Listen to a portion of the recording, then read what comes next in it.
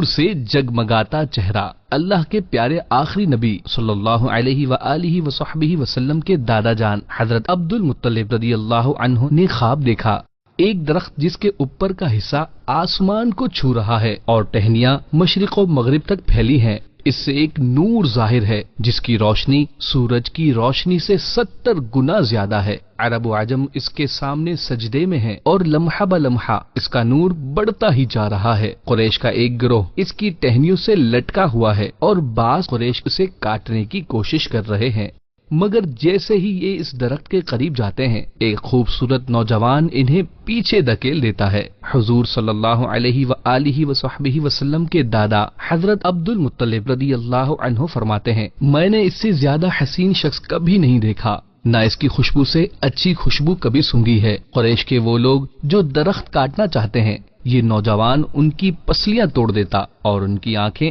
اندھی کر دیتا ہے۔ آنکھ کھلی تو حضور صلی اللہ علیہ وآلہ وصحبہ وسلم کے دادا حضرت عبد المطلب رضی اللہ عنہ بہت خوف زدہ تھے، چہرے کا رنگ بھی بدلا ہوا تھا۔ اسی کیفیت میں سہمے قریش کے خواب کی تعبیر بیان کرنے والے کے پاس پہنچے، اسے خواب سنایا تو اس کے رنگ بھی اڑ گئے۔ اس نے بتایا، اگر یہ خواب سچ ہے تو آپ کی اولاد میں ایک شخص مشرق و مغرب کا مالک ہوگا، لوگ اس کی پیروی کریں گے۔ حضور صلی اللہ علیہ وآلہ وصحبہ وسلم کے دادا حضرت عبد المطلب رضی اللہ عنہ کا یہ خواب سچ ثابت ہوا۔ کچھ عرصے بعد آپ رضی اللہ عنہ نے حضرت فاطمہ بنت عمر مخزومیہ رضی اللہ عنہا سے نکاح فرمایا۔ ان سے حضور صلی اللہ علیہ وآلہ وصحبہ وسلم کے والد حضرت عبداللہ رضی اللہ عنہ کی ولادت باسعادت ہوئی۔ پھر ان کے ہاں نور خدا محمد مصطفیٰ صلی اللہ علیہ وآلہ وصحبہ وسلم تشریف لائے۔ صلو علی الحبیب صلی اللہ علی محمد۔ پیارے اسلامی بھائیوں، جب حضرت عبداللہ رضی اللہ عنہ کی پیدائش ہوئی تو ان کا چہرہ نور سے ایسے جگمگا رہا تھا جیسے سورج چمکتا ہے، کیونکہ میرے آقا مکی مدنی مصطفیٰ صلی اللہ علیہ وآلہ وصحبہ وسلم کا نور ان کی پیشانی میں تھا۔ والد محترم حضرت عبد المطلب رضی اللہ عنہ نے دیکھ کر فرمایا، اس بچے کی نرالی شان ہے۔ حضرت عباس رضی اللہ عنہ کا ایمان افروز خواب۔ حضرت عباس رضی اللہ عنہ نے خواب دیکھا کہ حضرت عبداللہ کے جسم سے سفید پرندہ نکلا اور اڑ کر مشرق سے مغرب تک پہنچا، پھر خانہ کعبہ پہ آ کے بیٹھ گیا۔ تمام قریش اس کے سامنے سجدے میں گر گئے، پھر وہ زمین و آسمان کے درمیان اڑنے لگا۔ قریش کے خوابوں کی تعبیر بیان کرنے والے نے بتایا، یہ خواب سچا ہے تو حضرت عبداللہ کے ہاں بیٹا پیدا ہوگا، مشرق و مغرب والے اس کی پیروی کریں گے۔ صلو علی الحبیب صلی اللہ علی محمد۔ لقب ذبیح کیوں ہوا؟ ایک روز حضور صلی اللہ علیہ وآلہ وصحبہ وسلم کے دادا جان حضرت عبد المطلب رضی اللہ عنہ حتیم پاک یعنی خانہ کعبہ کے قریب میں آرام فرما تھے۔ خواب میں حکم ہوا، زمزم کا کنواں کھودیے جو سالوں پہلے بند کر دیا گیا تھا، اور ساتھ ہی جگہ کی نشاندہی بھی کر دی گئی۔ اس وقت آپ رضی اللہ عنہ کا ایک ہی بیٹا حارث تھا، اسے ساتھ لے کر کھدائی شروع کی۔ کسی نے اس نیک کام میں آپ رضی اللہ عنہ کا ساتھ نہ دیا، قریش نے بھی الٹا رکاوٹ ڈالی، بلکہ بعض بے وقوفوں نے آپ رضی اللہ عنہ کو اذیت بھی پہنچائی۔ اس وقت آپ رضی اللہ عنہ نے منت مانی کہ اللہ پاک مجھے 10 بیٹے عطا کرے جو میرے مددگار ہوں، تو ان میں سے ایک کو بطور شکرانہ ذبح کروں گا۔ اس واقعے کو 30 سال گزرنے کے بعد حضرت عبد المطلب رضی اللہ عنہ نے دوبارہ خواب دیکھا۔ کوئی کہنے والا کہہ رہا تھا، اے عبد المطلب، بیٹا قربان کر کے اپنی منت پوری کیجیے۔ حضرت عبد المطلب رضی اللہ عنہ بیدار ہوئے، تمام بیٹوں کو جمع کر کے انہیں بات بتائی۔ سب نے ادب سے کہا، اپنی منت پوری کیجیے، ہم میں سے جسے چاہے آپ قربان کر سکتے ہیں۔ والد مصطفیٰ حضرت عبداللہ رضی اللہ عنہ نے سب سے پہلے اطاعت کی اور خود کو قربانی کے لیے پیش کیا۔ حضرت عبد المطلب رضی اللہ عنہ نے سب کے ناموں کو لکھ کر کعبہ شریف کے خادم کو دے کر اسے قرآن اندازی کرنے کا فرمایا اور خود دعا میں مصروف ہوئے۔ عرض کی، الہی میں نے ایک بیٹا قربان کرنے کی منت مانی تھی، تو جسے پسند فرمائے اس کا نام نکال دے۔ والد مصطفیٰ حضرت عبداللہ رضی اللہ عنہ سب بھائیوں میں چھوٹے تھے اور حضرت عبد المطلب رضی اللہ عنہ کو زیادہ پیارے تھے۔ قرآن اندازی میں انہی کا نام نکلا۔ حضرت عبد المطلب رضی اللہ عنہ نے محبت الہی کی وجہ سے ایک ہاتھ میں حضرت عبداللہ رضی اللہ عنہ کا بازو اور دوسرے میں چھری پکڑی اور منت پوری کرنے کے لیے تیار ہو گئے۔ اللہ اکبر! اس خاندان کی نرالی ہی شان ہے۔ کئی سو سال پہلے اسی خاندان کے جد امجد حضرت ابراہیم علیہ السلام نے عرب کے اسی ریگستان میں محبت الہی میں اپنے اکلوتے اور لاڈلے بیٹے حضرت اسماعیل علیہ السلام کے گلے پر چھری رکھی تھی، اور محبت الہی کے امتحان میں کامیاب ہو کر دنیا جہاں کو حیرت میں ڈال دیا تھا۔ آج ان کی اولاد میں سے حضرت عبد المطلب رضی اللہ عنہ بھی اسی کام کو دہرانے کے لیے تیار ہیں۔ حضرت عبداللہ رضی اللہ عنہ بھی اللہ پاک کی محبت میں سے اپنے دادا حضرت اسماعیل علیہ السلام کی سنت نبھانے کے لیے دل و جان سے تیار ہیں۔ حضرت عبد المطلب رضی اللہ عنہ اپنے لاڈلے شہزادے کے گلے پر چھری چلانے ہی والے تھے کہ سرداران قریش بیچ میں آئے اور بڑی عاجزی سے کہا، اے سردار، کیا کرنے کا ارادہ رکھتے ہیں؟ فرمایا، بیٹا قربان کروں گا۔ کہنے لگے، ہم ہرگز ایسا نہیں ہونے دیں گے، آپ اپنے رب سے معذرت کر لیجئے۔ آج آپ نے بیٹا قربان کر دیا تو کل سب آپ کی پیروی کریں گے اور یہی طریقہ رائج ہو جائے گا۔ حضرت عبد المطلب رضی اللہ عنہ نے پرجوش لہجے میں فرمایا، اللہ کی قسم، میں اپنے رب کریم سے کیا وعدہ ضرور پورا کروں گا۔ وہ میرا مولا، میں اس کا بندہ، اور میں نے اس کے لیے منت مانی ہے تو میں اس کا خلاف کرنا پسند نہیں کرتا۔ سرداران قریش اور حضور کے دادا حضرت عبد المطلب رضی اللہ عنہ کے درمیان کافی بحث ہوتی رہی۔ بالآخر عرب کی ایک خوابوں کی تعبیر بتانے والی عورت کو پورا واقعہ بتایا گیا۔ سن کر اس نے ایک دن کی مہلت مانگی۔ اگلے روز کہا، تمہارے ہاں دیت کیا ہے؟ یعنی اگر کوئی شخص دوسرے کو قتل کر دے تو اس کو بدلے میں کتنا مال وغیرہ دینا پڑتا ہے؟ بتایا گیا 10 اونٹ۔ وہ عورت بولی، حضرت عبداللہ اور 10 اونٹوں کے درمیان قرآن اندازی کرو۔ اگر حضرت عبداللہ کا نام نکلے تو اونٹوں کی تعداد بڑھا دو، مثلا 20 اونٹوں کا نام ڈالو۔ جب تک قرآن اندازی میں اونٹوں کا نام نہ نکل آئے اونٹوں کی تعداد بڑھاتے رہو۔ جب اونٹوں کا نام نکلے سمجھ لو کہ عبداللہ کے بدلے میں اتنے اونٹ قربان کر دیں تو تمہارا رب راضی ہے۔ قرآن اندازی شروع ہوئی۔ پہلے 10، پھر 20، پھر 30 اونٹوں پر قرعہ ڈالا گیا۔ ہر دفعہ حضرت عبداللہ رضی اللہ عنہ کا نام آیا۔ کرتے کرتے 100 اونٹوں پر پہنچے تو اونٹوں کا نام نکلا۔ قریش بولے، بس اے عبد المطلب، آپ کا رب 100 اونٹوں پر راضی ہے۔ فرمایا، مجھے اطمینان نہیں، اللہ پاک کی قسم، میں 3 مرتبہ قرعہ ڈالوں گا۔ 3 مرتبہ قرعہ اندازی ہوئی اور تینوں بار اونٹوں ہی کا نام نکلا۔ اب حضرت عبد المطلب رضی اللہ عنہ مطمئن ہوئے اور حضرت عبداللہ رضی اللہ عنہ کے فدیے میں 100 اونٹ قربان کر کے اللہ پاک کا شکر بجا لائے۔ اس واقعے کے بعد والد مصطفیٰ حضرت عبداللہ رضی اللہ عنہ کا لقب ذبیح ہوا۔ والد مصطفیٰ جنتی جنتی، والدائے مصطفیٰ جنتی جنتی، والدین مصطفیٰ جنتی جنتی۔ صلو علی الحبیب صلی اللہ علی محمد۔ پیارے اسلامی بھائیوں، اس واقعے سے ہمیں پیارے آقا صلی اللہ علیہ وآلہ وصحبہ وسلم کے والد ماجد کی شان معلوم ہوئی۔ اللہ پاک ان کے صدقے ہمیں حضور صلی اللہ علیہ وآلہ وصحبہ وسلم کی شفاعت عطا فرمائے وصحبہ وسلم۔ ہاتھی والوں کا واقعہ۔ ابرہہ نامی ایک شخص کو حبشہ کے بادشاہ نے یمن کا گورنر بنایا۔ اس نے وہاں دیکھا کہ لوگ حج کے ایام میں مکۃ المکرمہ جاتے ہیں۔ اس نے پوچھا کہ یہ لوگ وہاں کیا کرنے جاتے ہیں؟ اسے بتایا گیا کہ یہ لوگ وہاں موجود بیت اللہ شریف کا حج کرنے جاتے ہیں۔ اس نے پوچھا کہ بیت اللہ کیا ہے؟ بتایا گیا کہ پتھروں سے بنی ہوئی ایک عمارت ہے اور یہاں سے یمنی دھاری دار چادریں جاتی ہیں جو اس پر چڑھائی جاتی ہیں۔ اس نے قسم کھائی کہ میں اس سے بہتر عمارت بناؤں گا۔ پھر اس نے شہر صنعاء میں ایک بہت بڑا عبادت خانہ سفید، سرخ سیاہ اور زرد سنگ مرمر سے تعمیر کیا اور شاہ حبشہ کو لکھا کہ میں نے آپ کے لیے ایک بے نظیر عبادت خانہ بنوایا ہے۔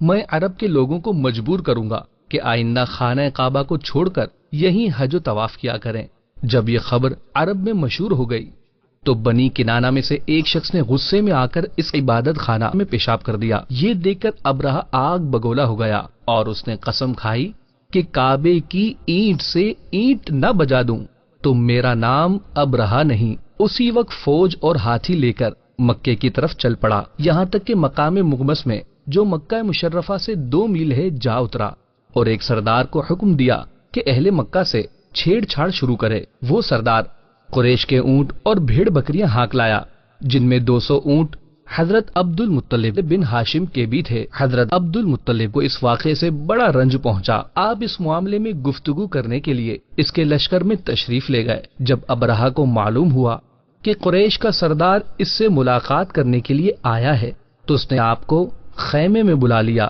جب حضرت عبد المطلب کو دیکھا کہ ایک بلند قامت، روبدار اور نہایت ہی حسین و جمیل آدمی ہے، جن کی پیشانی پر نور نبوت کا جاہ و جلال چمک رہا ہے، تو صورت دیکھتے ہی ابرہا مرعوب ہو گیا۔ بے اختیار تخت شاہی سے اتر کر آپ کی تعظیم و تکریم کے لیے کھڑا ہو گیا اور اپنے برابر بٹھا کر دریافت کیا کہ کہیے سردار قریش، یہاں آپ کی تشریف آوری کا کیا مقصد ہے؟ حضرت عبد المطلب نے جواب دیا کہ ہمارے اونٹ اور بکریاں وغیرہ جو آپ کے لشکر کے سپاہی ہانک لائے ہیں، آپ ان سب مویشیوں کو ہمارے سپرد کر دیجئے۔ یہ سن کر ابرہا نے کہا، اے سردار قریش، میں تو آپ کی کعبے کو توڑ پھوڑ کر برباد کرنے کے لیے آیا ہوں، آپ نے اس کے بارے میں کوئی گفتگو نہیں کی۔ حضرت عبد المطلب نے کہا کہ مجھے تو اپنے اونٹوں سے مطلب ہے، کعبہ میرا گھر نہیں ہے بلکہ وہ خدا کا گھر ہے، وہ خود اپنے گھر کو بچا لے گا۔ یہ سن کر ابرہا اپنے فرعونی لہجے میں کہنے لگا، اے سردار مکہ، سن لیجئے، میں کعبے کو گرا کر اس کی اینٹ سے اینٹ بجا دوں گا اور روئے زمین میں اس کا نام و نشان مٹا دوں گا، کیونکہ مکے والوں نے میرے عبادت خانے کی بڑی بے حرمتی کی ہے۔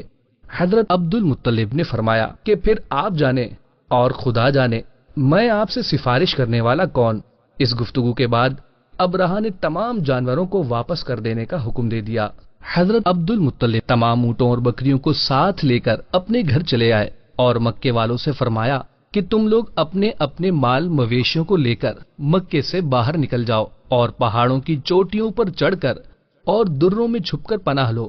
مکے والوں سے یہ کہہ کر پھر خود اپنے خاندان کے چند آدمیوں کو ساتھ لے کر خانہ کعبہ میں گئے اور دروازے کا حلقہ پکڑ کر انتہائی بے قراری اور گریہ زاری کے ساتھ اللہ پاک کی بارگاہ میں اس طرح دعا مانگنے لگے کہ اے اللہ، بے شک ہر شخص اپنے اپنے گھر کی حفاظت کرتا ہے، تو بھی اپنے گھر کی حفاظت فرما اور اپنے اطاعت شعاروں کی مدد فرما۔ حضرت عبد المطلب نے یہ دعا مانگی اور اپنے خاندان والوں کو ساتھ لے کر پہاڑ کی چوٹی پر چڑھ گئے اور خدا کی قدرت کا جلوہ دیکھنے لگے۔ ابرہا جب صبح کو کعبہ ڈھانے کے لیے اپنے لشکر جرار اور ہاتھیوں کی قطار کے ساتھ آگے بڑھا اور مقام مغمس میں پہنچا تو خود اس کا ہاتھی ایک دم بیٹھ گیا، بہت مارا اور بار بار للکارا مگر ہاتھی نہیں اٹھا۔ اسی حال میں قہر الہی ابابیلوں کی شکل میں نمودار ہوا اور ننھے ننھے پرندے جھنڈ کے جھنڈ، جن کی چونچ اور پنجوں میں 3 کنکریاں تھیں، سمندر کی جانب سے حرم کعبہ کی طرف آنے لگے۔ ابابیلوں کے ان لشکروں نے ابرہا کی فوجوں پر اس زور سے سنگ باری یعنی پتھروں کی بارش شروع کر دی کہ آن کی آن میں ابرہا کے لشکر اور اس کے ہاتھیوں کے پرخچے اڑ گئے۔ جب کوئی کنکری کسی ہاتھی سوار کے سر پر پڑتی تھی تو وہ اس آدمی کے بدن کو چھیدتی ہوئی ہاتھی کے بدن سے پار ہو جاتی تھی۔ ابرہا کی فوج کا ایک آدمی بھی زندہ نہیں بچا اور سب کے سب ابرہا اور اس کے ہاتھیوں سمیت اس طرح ہلاک و برباد ہو گئے کہ ان کے جسموں کی بوٹیاں ٹکڑے ٹکڑے ہو کر زمین پر بکھر گئیں۔ جب ابرہا اور اس کے لشکروں کا یہ انجام ہوا تو حضرت عبد المطلب پہاڑ سے نیچے اترے اور خدا کا شکر ادا کیا۔ ان کی اس کرامت کا دور دور تک چرچا ہو گیا اور تمام اہل عرب ان کو ایک خدا رسیدہ بزرگ کی حیثیت سے قابل احترام سمجھنے لگے۔ پیارے اسلامی بھائیوں، آپ جانتے ہیں یہ حضرت عبد المطلب کون تھے؟ یہ ہمارے پیارے آقا صلی اللہ علیہ وآلہ وصحبہ وسلم کے دادا جان تھے۔ اس واقعے سے کعبۃ اللہ شریف کی عظمت بھی ظاہر ہوئی کہ اللہ پاک نے خود اس کی حفاظت کا انتظام فرمایا۔ جو لوگ کعبۃ اللہ شریف کو تباہ کرنے کے ارادے سے آئے تھے، اللہ پاک نے انہیں تباہ و برباد کر دیا اور عبرت کا نشان بنا دیا۔ اللہ پاک ہمیں اپنے اس پاک گھر کی بار بار بادب حاضری عطا فرمائے۔ کسرا کا خواب، مخزوم بن ہانی مخزومی کے والد جو کہ 150 سال تک زندہ رہے، یہ حکایت بیان کرتے ہیں کہ سرور انبیاء محبوب خدا صلی اللہ علیہ وآلہ وسلم کی ولادت کی رات ساسانی خاندان کے مشہور بادشاہ کسرا کا محل ایک گرگراہٹ کے ساتھ ہلنے لگا اور اس کے 14 کنگرے ٹوٹ کر زمین پر گر پڑے۔ فارس کی 1000 سال سے جلنے والی آگ ایک دم بجھ گئی۔ بحیرہ ساوا کا پانی خشک ہو گیا۔ کسرا آتش پرستوں کے قاضی موبزان نے ایک پریشان کر دینے والا خواب دیکھا۔ اس نے دیکھا کہ سرکش اونٹوں کے پیچھے تیز رفتار عربی گھوڑے ہیں جو دریائے دجلہ کو پار کر کے اس کے ملک میں پھیل گئے ہیں۔ اس خواب نے کسرا اور دیگر کئی لوگوں کو سخت گھبراہٹ میں ڈال دیا۔ چنانچہ کسرا کے نائب نعمان بن منذر نے عبد المسیح کو سطیح کاہن کے پاس بھیجا تاکہ اس عظیم معاملے کے متعلق معلومات حاصل کرے۔ سطیح کاہن ملک شام میں رہتا تھا اور کہانت میں بڑی شہرت کا مالک تھا۔ جب عبد المسیح اس کے پاس آیا تو سطیح نے اسے آواز دی اور اپنی کہانت کے زور سے وہ سب کچھ بتا دیا جس کی ابھی اس نے خبر بھی نہ دی تھی۔ سطیح کاہن نے کہا، اے عبد المسیح، تم اونٹ پر سوار ہو کر میرے پاس آئے ہو اور بے شک بڑے دور دراز کا سفر طے کر کے آئے ہو۔ تمہیں بنی ساسان کے بادشاہ کسرا نے بھیجا ہے تاکہ تم محل کے زلزلے، آگ کے بجھنے اور موبزان کے خواب کے بارے میں پوچھ سکو، جس میں اس نے دیکھا کہ سرکش اونٹوں کے پیچھے عربی گھوڑے ہیں جو دریائے دجلہ کو پار کر کے اس کے ملک میں پھیل گئے ہیں۔ پھر اس نے کہا، اے عبد المسیح، جب تلاوت کی کثرت ہو جائے اور صاحب عصا یعنی حضرت محمد صلی اللہ علیہ وآلہ وسلم ظاہر ہو جائیں اور وادی سماوا بہنے لگے اور بحیرہ ساوا خشک ہو جائے اور فارس کی آگ بجھ جائے تو پھر ملک شام سطیح کے لیے شام نہیں رہے گا۔ جتنے کنگرے کسرا کے محل کے گرے ہیں ابھی اتنے ہی بادشاہ اور ہوں گے جو یکے بعد دیگرے حکومت کریں گے، پھر ان کا سلسلہ حکومت ختم ہو جائے گا۔ یہ کہہ کر سطیح اپنی جگہ سے اٹھ گیا۔ کسرا کا خواب اس کی بادشاہت کے خاتمے کا الارم تھا، اس کے اسلام اور اہل اسلام کی مملکت بن جانے اور اس کے شہروں میں عربوں کے داخل ہونے کی علامت ہے۔ آمد مصطفیٰ صلی اللہ علیہ وآلہ وسلم۔ اللہ پاک کے آخری نبی صلی اللہ علیہ وآلہ وسلم کی والدہ ماجدہ حضرت بی بی آمنہ رضی اللہ عنہا نے فرمایا کہ جب حضور اقدس صلی اللہ علیہ وآلہ وسلم پیدا ہوئے تو میں نے دیکھا کہ ایک بادل آیا جس میں روشنی کے ساتھ گھوڑوں کی اور پرندوں کے اڑنے کی آواز تھی اور کچھ انسانوں کی بولیاں بھی سنائی دیتی تھیں۔ پھر ایک دم حضور صلی اللہ علیہ وآلہ وسلم میرے سامنے سے غائب ہو گئے۔ میں نے سنا کہ ایک اعلان کرنے والا اعلان کر رہا ہے کہ محمد صلی اللہ علیہ وآلہ وسلم کو مشرق و مغرب میں سیر کراؤ اور ان کو سمندروں کی بھی سیر کراؤ تاکہ تمام کائنات کو ان کا نام، ان کا حلیہ مبارک معلوم ہو جائے۔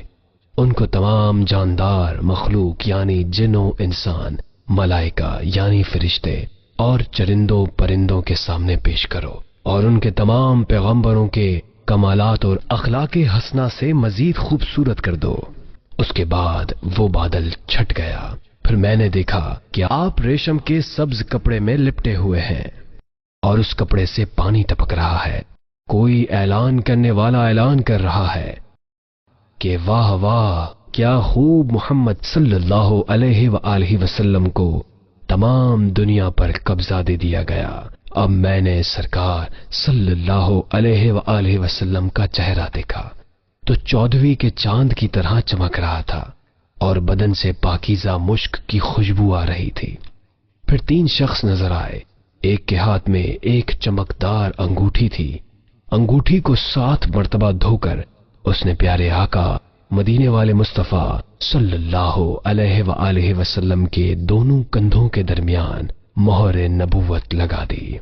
پھر حضور صلی اللہ علیہ وآلہ وسلم کو ریشمی کپڑے میں لپیٹ کر اٹھایا اور ایک لمحے کے بعد میرے سپرد کر دیا۔ سرکار کی آمد مرحبا، سردار کی آمد مرحبا، رسول کی آمد مرحبا، اچھے کی آمد مرحبا۔ صلو علی الحبیب صلی اللہ علی محمد۔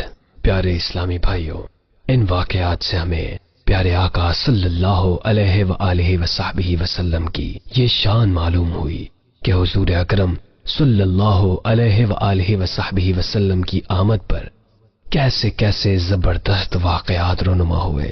یہ حضور اکرم صلی اللہ علیہ وآلہ وصحبہ وسلم کی اللہ پاک کی بارگاہ میں قدر و منزلت ہے کہ آپ کی آمد پر گویا سب کو بتایا گیا کہ کائنات کے مالک تشریف لا رہے ہیں۔ اللہ پاک ہمیں حضور صلی اللہ علیہ وآلہ وصحبہ وسلم کی سچی محبت اور شفاعت عطا فرمائے، آمین۔